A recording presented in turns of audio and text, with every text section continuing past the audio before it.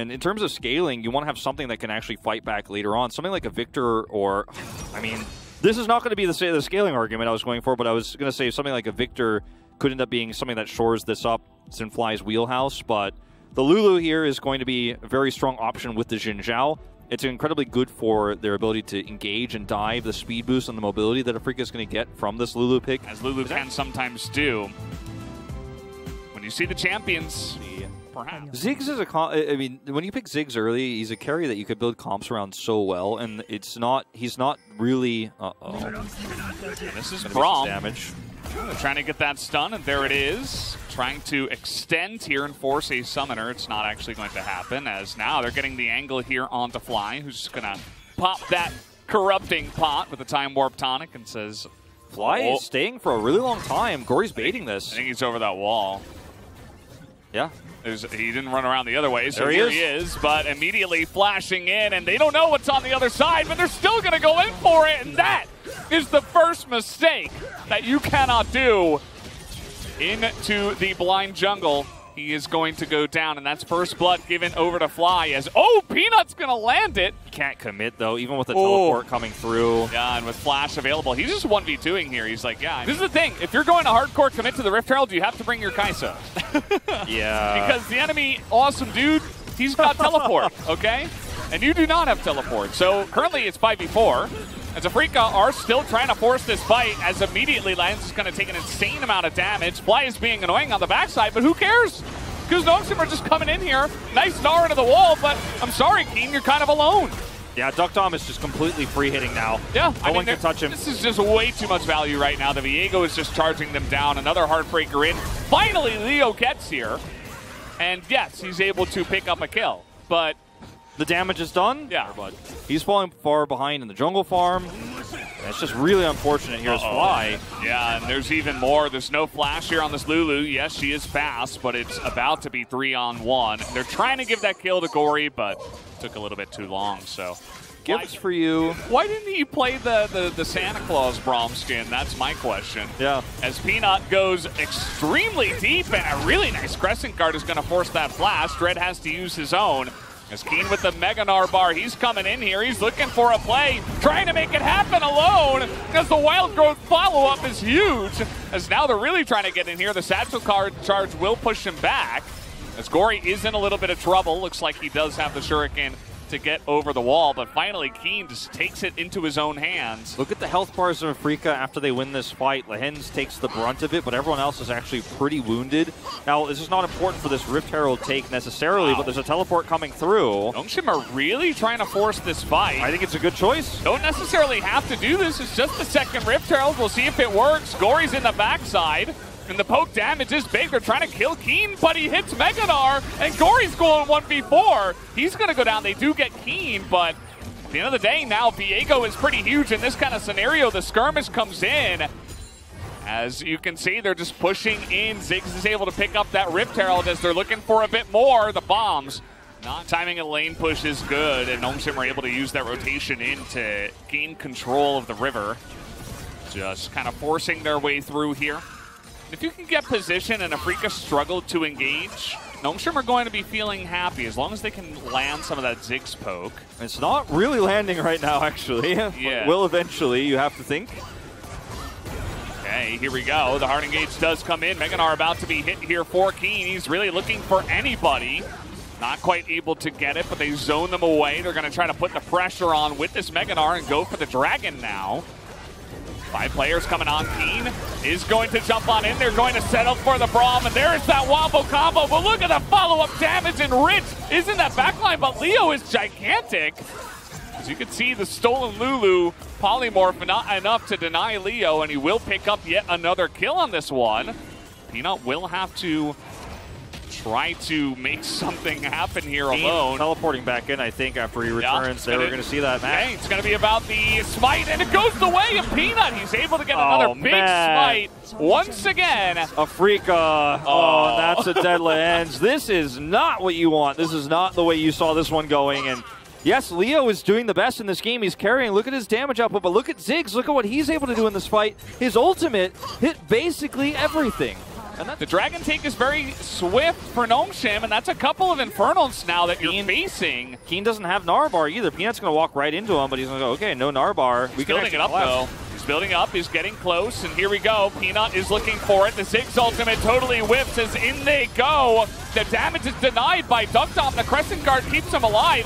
Keen is being distracted, but that's okay because Rich is not here for the shutdowns, and Leo now has 7 kills as he takes down the Braum. But they do deny the Baron, and they take Soul Point, and there's no realistic way for Afrika to start this up again. I mean, you would think Duckdom is here. Like, these health bars are low. Yeah, and he still has blue buff. The problem is he needs to hit something. Yeah, these are not actually connecting. It's actually kind of absurd. Afrika have just been so good at dodging everything, and it's been key. If the Ziggs can't do damage, you're going to have a hard time. As in comes Keen, now he's trying to frontline here, and Leo is on the other flank, and he goes, and he's got the damage at this point. Nearly able to collect the life, and look at this Kaisa go, as now Rich is trying to shut him down, but they can't, and they flashed in, and now Duckdom's going to get caught, and how about another kill for the Kaisa? And that's exactly what you want. We got a 9-0 Leo in this game. Oh, and now you can take the Baron easy peasy here as Afrika Freaks.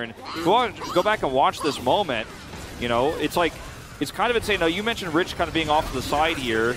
And this means that the engage here is a little bit awkward, unfortunately, for Nongshim. The redemption actually gets massive value here, actually, from Fly, as he is playing great support mid laner. Oh, 날아가 볼게. Now we're going to watch Leo actually just own in this fight.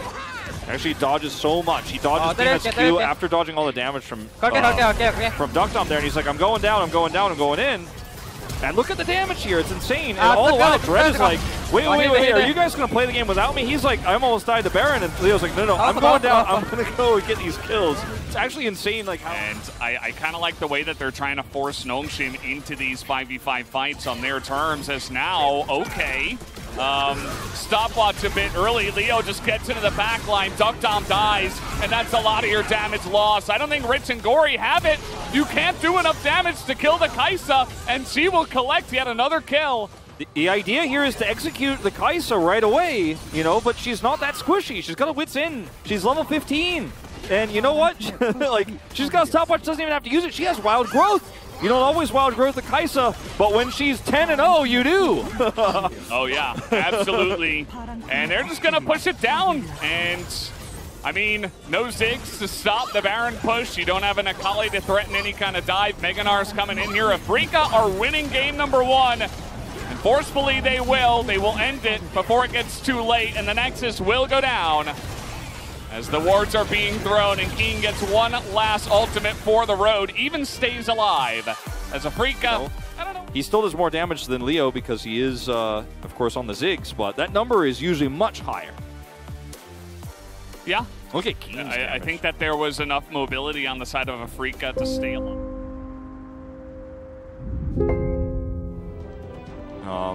We'll see what they decide to do, because I think the Sylas is going to be the more common and stronger option here, but you do have to deal with abuse in the mid lane with that Sylas pick against the Syndra. Akali will have to deal with the same.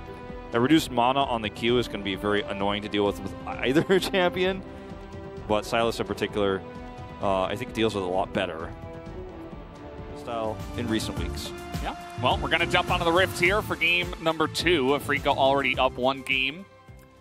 Definitely gets Gory pretty low. Yeah. Gory's out of consumables as well. Started the Doran's shield here, and Fly is got a Corrupting Pot and a Biscuit still available as Dread rotates around. This is what Dread does, high jungle proximity. If Scatter the Weak hits, that is a dead Akali. All he's got to do is hit it. That's really it. As we'll see if he does. We're going to have Gory going forward, actually. Goes into the Shroud, and Dread is like, well, you're going to land it, and the Q comes in, and that will be first blood, and he gets away.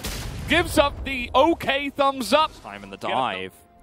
So this comp for Afrika protecting the AD carry is so critical, as we watch once again, this time from full view. The Scar of the Weak is super easy to land when you're between the turret and the wall. He has the ability to ward hop out. And watch the vision here. As he checks this side and right side here, and actually E's first. And when you're between the turret and the wall there, that's where the Scar of the Week is. It's basically literally impossible to avoid because you have no mobility there. He says, nice, I'm going home. And this Rift Herald is about to spawn again in about 30 seconds. You can see that Lehens has already left the lane. This does leave Leo all alone down here with a Viego. Hunting him down, the teleport will be used. Looks like by Fly, but it's a little bit too little too late. We'll see if he can get anything back, and the answer will be no. So they get a kill on the dive and Fly's teleport. On top of the Drake, you know? This is a really nice exchange here for Nongshim, and you can see once again decisive plays on the macro working very well. As Rich does have hijack available, so if this ends up being very aggressive Keen, he will get punished. And he's got Dread here, so I think he should be okay. All right, well, the flash stun comes in first, and that is going to be very easily executed on. So Dread gets in there, Keen sets it up. I didn't see Dread was coming. I was like, I think, you know, Keen's probably not going to want to go in on that until Dread's there. No, he can kill him, yeah. Still being quite annoying down here and getting some good value. Peanut should be able to steal this away to get the 450. Oh, he got it! Leo got it! He stole it away, and now look at this. Oh, Peanut didn't have Smite? Yeah, he didn't have Smite, so the Varus gets it. And now they're kind of caught in this awkward angle. Look at this damage coming out now. Peanut has Flash. He will have to use it. No Heartbreaker available. Yikes, that's a painful one. Yeah. Take a look at this now. We got Dread hunting down Gory, looking to get it. He has to flash away. And it definitely is not. And now with the kill up in the top side, Rich was already having trouble, but you can see Meganar is coming in. He has to try to trade it back and flashes away from the Gnar. You see the silence picked into the Gnar for team fight, and you get a goal. We're going to have to hold that thought as the damage comes in, and down will go the Akali. Very easily done in the mid lane, just 2v1, and now they'll get even more value with this Rift Herald. I mean, there's a lot of times where now as Peanut, unfortunately, I don't think this is an underperformance from Nongshim. It's just not being played out correctly as Dread is here, right? And one shot on Akali. Boom. 전면 깔게 이대로. Yeah. Dread's falling for it, you know? He's like, so you can see he's really got to be careful of that. And take a look at what's happening. Afrika's like, no, we have vision. They're all on the bottom side of the map. Just push mid. And what are you going to do? Okay, go for the Inferno. You're going to lose your inhibitor. Yeah, I mean, the thing is, I don't think you even necessarily get the streak either. Dread and Keen are here. Yeah. Although it will have to be a steal. This is a little bit slow from Afrika. So I thought they'd just drop the Rift Herald. They're trying to turn now, but it's not quite going to miss. They're trying to just zone them away as they will take down the enemy jungler. That is one win, and now Duckdom does have a lot of room. And here come the Heartbreakers. Nongshim found a way to take the fight, and the Drake is still alive. Not quite able to pick up the other kills here, but Afrika got themselves into a pretty rough spot, and Duckdom and Rich or rather Peanut were able to pick up a lot of value there. They're going to get this Infernal Drake as well. Yeah, so Infernal Drake, which is Infernal Soul here for Nongshim, is one way right back into this game when you do, end up having a fight as successful as this one. Now, not necessarily against Keen. Keen, I think, is that one trump card that Afrika have where it's like, how are you going to deal with this? This Fly is just, okay, we're just running in, we're checking the bush. That's one way to come back. Will come in. He will go down, but he gets his ultimate off. As now Rich is here. It's 4-on-3. Big Silas ultimate with the Gnar steal comes in. As well, real Gnar is going to be very angry with that. And they will take down the 2-for-1. And now, and definitely could have led to more. As you see, even he hits the piercing arrow, and Rich is basically useless. He has no flash. So much siege, you mentioned it. I don't even know if he can hijack the Gnar ultimate at this point in time. They're just going to run down mid, and they get the stun with the Syndra. And this is what playing Aphelios into this is like. It doesn't matter if he has farm. He can't do anything. He's going to get hit by that as well, and now he goes down. And I think that, okay, they're just going to turn around. They're going to play it safe. A couple of ultimates down on your bottom lane, so it's a little bit less good. As you'll be looking for a scat of the week, essentially, and they get it. They're going to kill Rich, and down he goes just like that. Falls like a house of cards, and that will be Kellen as well as the bonus kill. Dread able to get that one with his flash, and now you should be able to take the Baron, but Peanut is roaming around like a shark. They know he's here. Keen will be on zoning duty. And Keen is incredibly strong. He's also got red buff. In goes Gory. He's trying to go 1v4 as the stun will be denied. Gory tries to get it. He picks up the Varus. That's a lot of their damage, actually. Hey. Peanut engages. Now they're going to get on top of Keen. And there is some potential here. They deny the Baron. And Gnomeshim, interestingly, they will keep this one alive. Peanut on the Viego, of course, will continue running. And that's a lot of extra gold going over to Gory as well, but at the end of the day, still, you can't actually take the Baron as Gnomeshim. There's still super minions in your main base, so there's no fall, but Okay. this is just 나 뺄게, actually 뺄게, 뺄게. insane. Keen's like, I'm out. 야, 앞에 봐봐, 앞에. He's like, actually, no, Aphelios. 앞에 노플. Aphelios, no flash, and they get the kill. 야, 바로 갈래. So now they're going, let's go on the Baron. Coming over here, Rich gets picked first. There's no counterplay for this. He has no flash, because that was stolen earlier from him. And then, well, this is going to be a really long replay. I think we probably just jump it alive, but Infernal Drake is up right now. So Gory ends up coming in here and trading kills. And with all the health bars low, they can't take the Baron, but you still don't get a huge advantage out of this as Gnomeshim because the map is still under Afrika's control. yeah, Afrika's still very much in the lead. Yeah, absolutely. But, you know, denying the Baron is like, okay, well, we're still hanging on the cliff by a couple of fingers instead of, you know, falling off of it. As Afrika now with Syndra and Varus. And I mean, we've said it so many times, but as Gnomeshim, you're basically just relying on Duck Dom to do the majority of your wave clear. As you can see, Peanut is hanging around. The Glacial Fissure is down. It's going to allow them, but they have to engage. Do Gnomeshim, the death sentence does land, and now you've gotten engaged on a Leo. You will take him down as Fly is still alive here, and a big Gnar ultimate comes in from Keen to shut everybody down. Duck Dom's still alive, but Keen is an 80 carry as well, apparently. Just goes in there, picks up a massive ultimate, and saves this team fight. As Gory's still alive, gonna land that Shuriken. Able to stopwatch actually on that one, but Dread is still on the chase. He's not quite able to find Gory here, still on that one, but take a look at the base as well. Yeah, I mean, Nara's just going to end the game. Gory struggling to get back here. Will go into the brush, will be forced out once again. And yeah, he may live, but the base, as you mentioned, is in shambles as Keen is winning the game on the other side. Now, he's very low, actually. Nara ulting these minions down. The respawns are coming through here. I don't think they can end. It's very close, but he can't quite do it alone. Yeah. This Dread is still failing to kill Gory. Gory's buying so much time here. Gory has to fight. He got his ultimate back.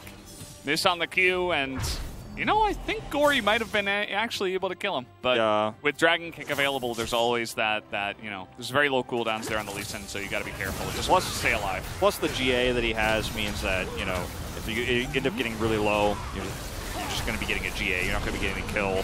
So you have to leave. As you watch this fight unfold, and it's a very nice engage from Gnomeshim. I mean, it's the best fight you could ever hope for. Yeah. But there's just too much disengage here, right? There's too much CC. And unfortunately, once your front line is dead, you can't do anything. As Peanut is not where he needs to be. He's got a Lantern to get out of here. But this is going to be Afrika looking for the third back-to-back Infernal. Yeah, and I mean, like I said, with this comp, with all of the stacking Infernals, the amount of damage that everybody does, even Dread is going to be looking for one-shots. We got Keen is at an insane point. They're just going to be able to take it down, and there's nothing that Peanut can do on the Viego to try to take this one. Gory is in mid, they know it, so they can actually collapse in here and try to look for the fight with the Narbar. They're not going to do it. I thought maybe we'd see Keen wrap around and try to trap these four players here when the Akali is mid, but Gnomeshim stem the bleeding once again.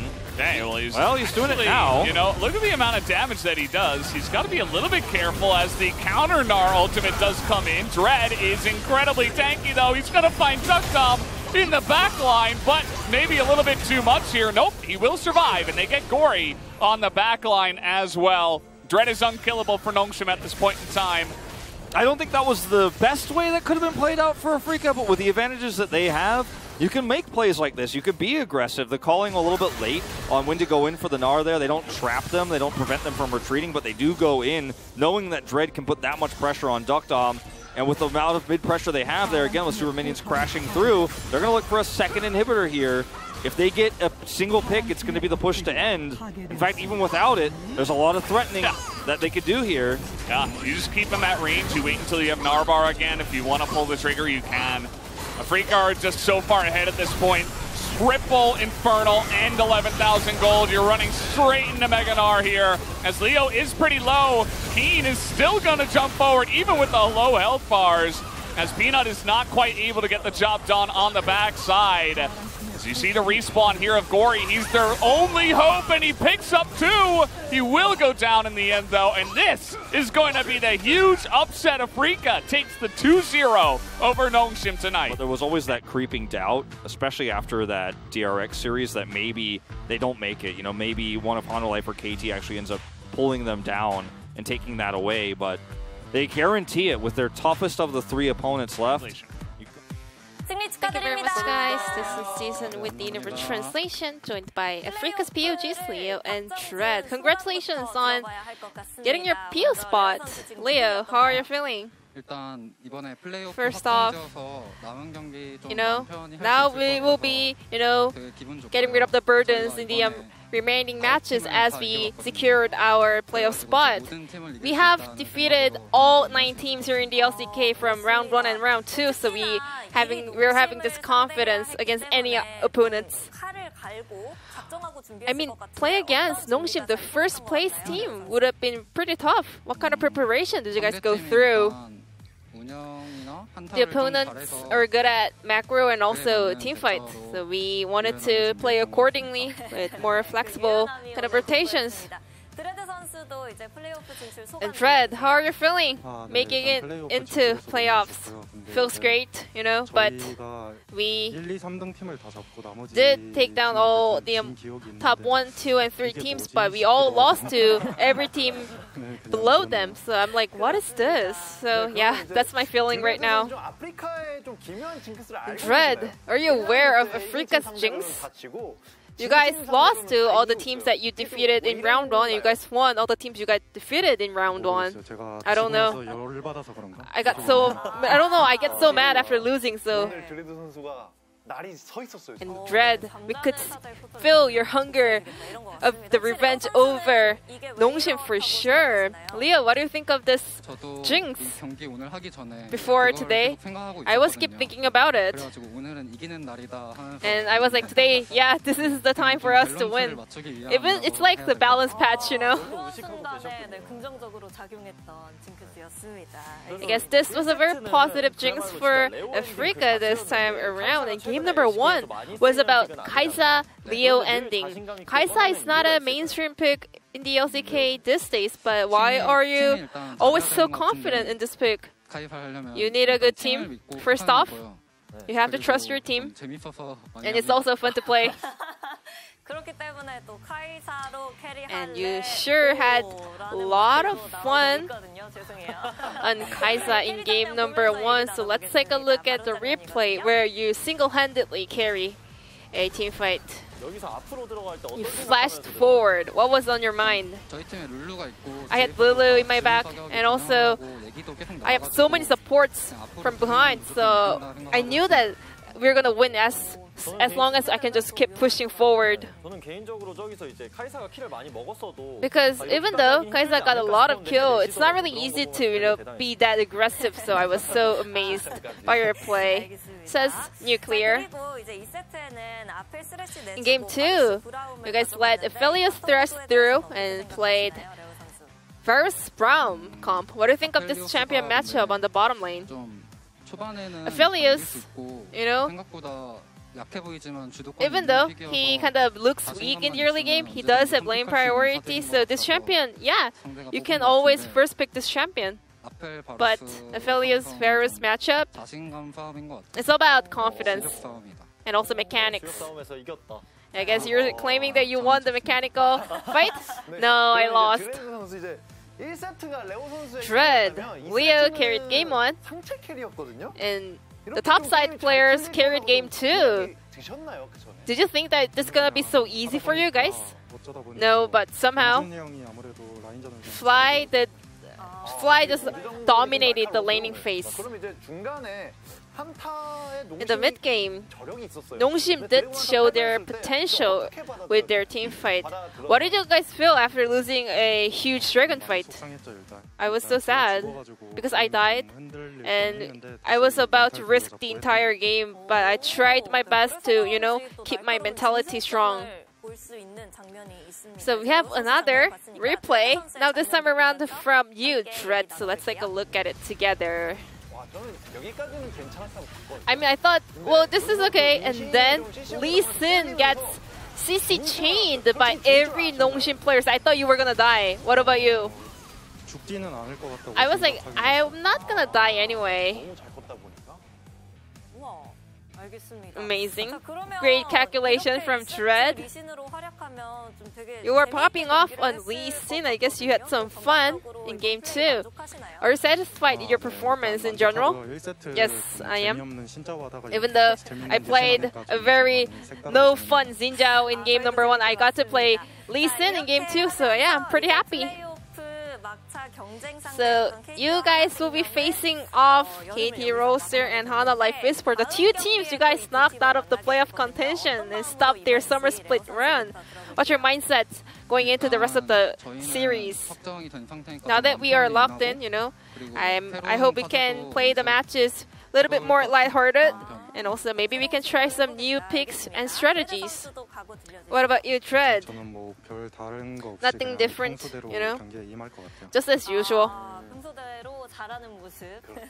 Good as usual. Wishing you the best of luck in your remaining series, and this will be the end of the interview from Leo, Dread. I'm gonna pass it back to our casters. Thank you.